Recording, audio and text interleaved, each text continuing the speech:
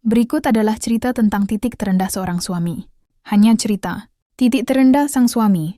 Bayu adalah seorang suami sekaligus ayah dari 2 anak yang masih kecil. Hidupnya dahulu penuh semangat, tetapi semua berubah ketika usahanya bangkrut akibat pandemi.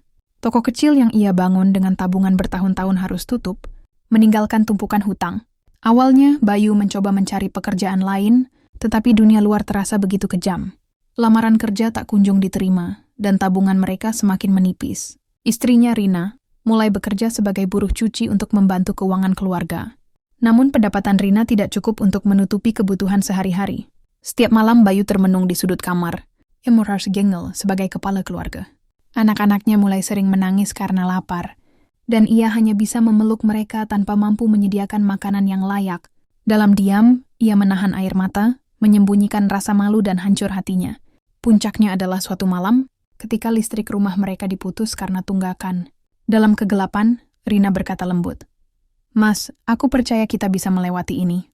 Yang aku butuhkan bukan harta, tapi kamu tetap di sini, bersama kami." Namun Bayu merasa dirinya adalah beban bagi keluarganya. Ia keluar rumah malam itu dengan langkah berat, berniat meninggalkan segalanya. Di sebuah jembatan, Bayu menangis terseduh-seduh. Imiras tahun Magnia, tak mampu memberikan apa-apa untuk keluarganya. Saat itu sebuah pesan masuk di ponselnya. Pesan itu dari anak sulungnya, yang hanya menulis, "Ayah, aku sayang ayah, pulang ya." Pesan sederhana itu menyadarkan Bayu. Ia menyeka air matanya dan pulang dengan hati berat namun tekad baru. Ia tahu ia tidak bisa menyerah. Keesokan harinya, Bayu mulai bekerja serabutan, menjadi kuli angkut, tukang parkir, hingga ojek online.